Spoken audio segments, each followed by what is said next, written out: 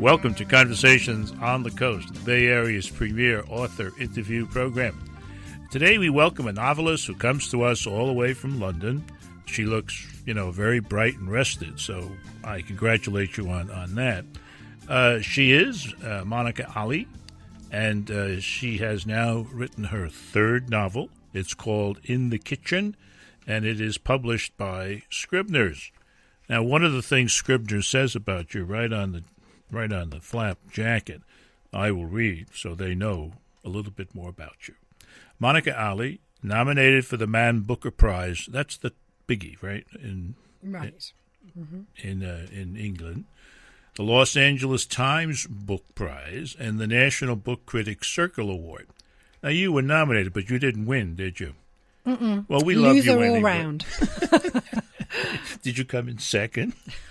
They don't do that. Oh, that's annoying. Right. They don't. She has written, Monica, a follow-up to Brick Lane that will further establish her as one of England's most compelling and original voices. Now, one of the things that's compelling and original about In the Kitchen is the scope of it. I don't know what other word to use. It's probably not elegant enough. I wrote down, as I was going through it, some of the things you'll encounter, in this book. You will encounter the inside workings of a kitchen in a large hotel in London called the Imperial Hotel. And it is a kitchen that has lots and lots of staff, and they come from all kinds of different countries. Is there such a hotel in London that's similar to this? Oh, I spent a year doing the research for this book. I spent actually several years before that reading around it and thinking about it. But a year of intensive research, and a lot of that, most of that time was spent in 5 big London hotels, always on the understanding that I would never identify them. But I knew as soon as I got into the hotels that this was my around looking for things under the table. Well, it gave me great access, you see, that deal. That was a good deal for me. And I interviewed everyone from hotel managers through to receptionists. But most of the time I hung out in the kitchens. It was always the kitchen that I was most drawn to, because those places are like United Nations assemblies. You get all different nationalities down there and very rich source of diverse stories. So in terms of the nature of the staff and the kinds of stories that you encounter, absolutely you find it in London, in England.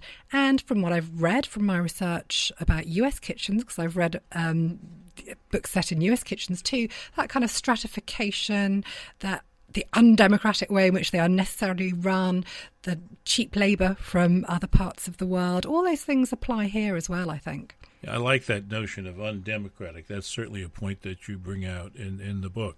Now, that kitchen in that hotel and food preparation and service is one of the main focuses of the book. And the other main focus is a man.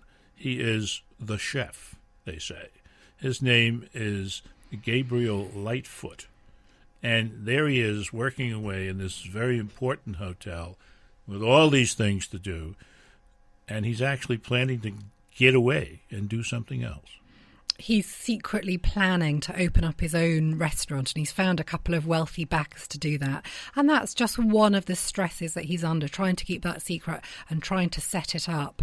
I wanted to write about a guy who was kind of adrift in a modern metropolitan multicultural society. So when the book opens, he's very ambitious and successful and in control, and he feels that he's very adept at manoeuvring through his environment in which he doesn't have any deep-rooted community. His family ties have shaken loose, got no long-standing work commitments.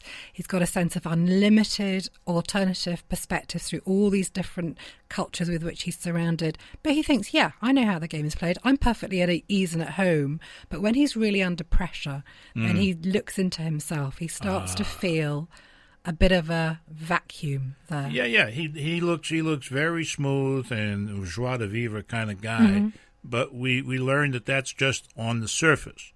And when he's given a situation where he has to look below the surface, we find somewhat of a mess, I think. Right, he's a 40-something-year-old guy. 42. 42-year-old guy who makes some bad decisions in life and starts to go off the rails. I know that never happens in real life, but, poetic license He wouldn't there. be the first one to go off the rails. Exactly. Not at all. Well, we're going to talk more about things that happen in the kitchen. But when we come back, I want to focus on something that I found absolutely a breathtaking kind of thing. And that is the overall setting of the novel or its context. That sounds terribly serious for me. Stay tuned. It won't be that bad when we come back. You're listening to Conversations on the Coast with Jim Foster. Now you can find this program on iTunes, SoundCloud, and all your favorite digital outlets. Follow the show on Twitter at JimFosterCoc and email JimFosterCoc@gmail.com.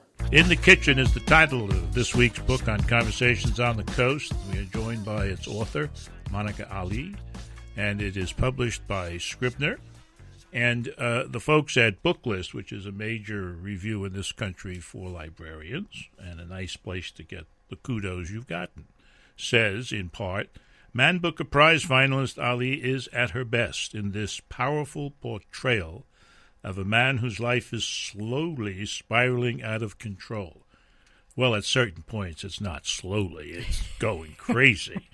Fans and new readers alike are sure to embrace this talented novelist who possesses a wise and original voice.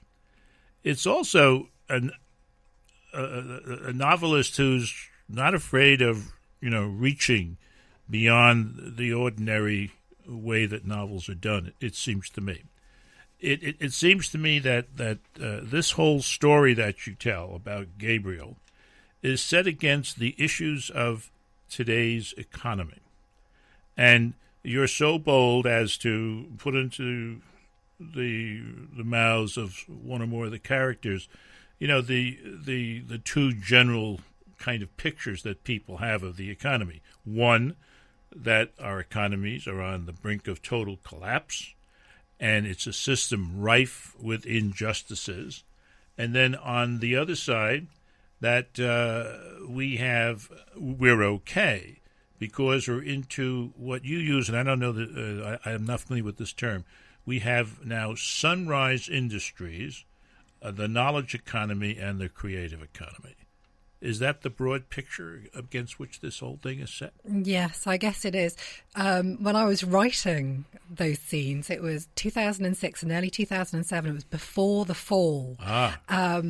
Now, you're prophetic. I wish I could say that I had a crystal ball and I knew exactly what was going to happen because I could have made some money on the stock market and become a high-paid economist. But the truth is, I didn't have a crystal ball, but I did not understand how the economy was supposedly booming in the way that it was alleged. The good times, even as they rolled, had an illusory quality. I studied economics at Oxford, and I couldn't understand what was going on and why it wouldn't collapse at some point. Now, that seemed at the time quite a naive view, and in the novel, it's Gabriel's father, it's the protagonist's father, who's spent his entire working life in one Lancashire mill, who says things about the economy like the emperor's got no clothes on, the whole country is living on tick. Now, living on what? On tick, on borrowings, in debt. Okay. Everyone's in debt, and who can't understand why being in debt makes us all better off. Now, for Gabriel, he naturally thinks his father is somewhat naive, and he tends more towards listening to a more sophisticated or slippery character in the book who's an MP, a member of parliament. Is he slippery? Who says, well, look, there's two stories you can tell about the economy. The one as your father does, or you can tell a different story about the strength of the financial sector and so on. And it doesn't really matter, he suggests. Whichever political narrative suits you. The question is, what can you get out of it personally? Can you ride it, he says. Can you ride it? Well, for Gabriel in his personal life, reality does matter in the end. It comes around and gets you in the end. And in terms of the economy, we've seen that is also the case. The hard realities will come and bite you on the backside, ultimately. Yeah, and this is just a guy who wants to succeed a little bit where he is and then become an entrepreneur. And he's held back, or what he's trying to do is affected in your writing by all these global issues. Right. And I think there's a very sobering truth there. I mean, I think we're all affected by these global issues, even if we don't want to believe we are. We don't want to believe that we are, and there's lots of things that we like to close our eyes to. And I'm as as true of me as it is of everyone else. So, for instance, when I go out and eat in a restaurant or a fancy hotel, I sit and enjoy the food and the wine, and I'm not really thinking about what's going on below stairs. But when I was doing my research, it was fascinating to see. And one statistic that I came across when I was researching was that there are the same number of people in service today doing things like the cooking, the cleaning, the gardening, the nannying, the washing up as there were in the 1860s. Quite flabbergasting. And Wow. I think that the shape and the nature of that cheap labour force has changed a lot in the last 40 or 50 years, and it reflects how the world has opened up. But it's a new working class. It's a new invisible servant class. And I think that's true in a lot of Western societies, not just the UK. But you also take a moment here and there to capture the romance of the kitchen. What a place. Part prison, part lunatic asylum, part community hall. I mean, that's really what it is, and the way it flows throughout the novel. Yeah. I mean, as intent as he is at getting every meal, every day out on time, he has to stop now and then to interrupt fights and all that To appreciate it. Oh, my gosh. Well, In the Kitchen also gets us involved with another aspect of the new economy, something called indentured labor. Stay tuned. You're listening to Conversations on the Coast with Jim Foster. Now you can find this program on iTunes, SoundCloud, and all your favorite digital outlets. Follow the show on Twitter at JimFosterCoc and email jimfostercoc@gmail.com. This is Conversations on the Coast. I'm Jim Foster. In the Kitchen, a novel by Monica Ali, is the book that we're talking about today. And it's one of those novels where you want to say, hey, let's stop here and read it out loud, because it is so good. And there is such a passage at the beginning of what chapter? Chapter 10. Chapter 10. And would you read that for us, just that first paragraph?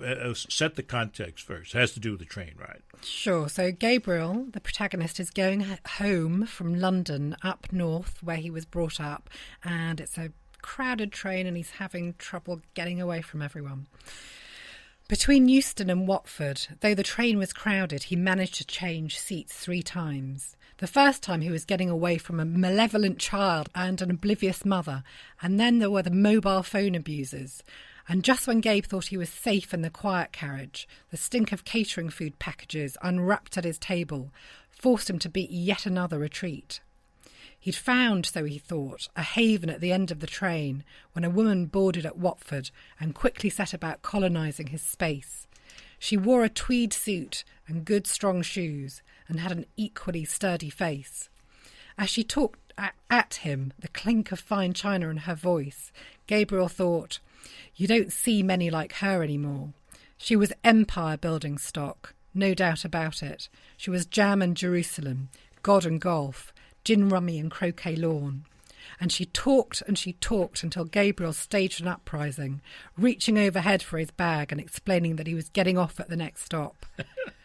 But that's not for another hour, said the woman. Gabe nodded and staggered away, the train rolling side to side beneath his feet. The next stop's not for another hour. I don't think I can stand another 4 minutes of this. Oh, gosh, that is wonderful. Publishers Weekly says Ali, acclaimed author of Brick Lane, nails the killer heat, killer fights, and lethal grease buildup, it should say, of the kitchen. Ali is brilliant at showing loss and adaptation in a polyglot culture. Her descriptions of the changing peoplescape are fresh, and In the Kitchen has the thud and knock of life, inexplicable, impenetrable, not sewed up at all. One of the most inexplicable things and disturbing things that you get into in this book is the whole business of indentured labor. Now, we've established that much of the help in the kitchen, many of them come from other countries. Mm-hmm. And that's kind of where it all begins. Right.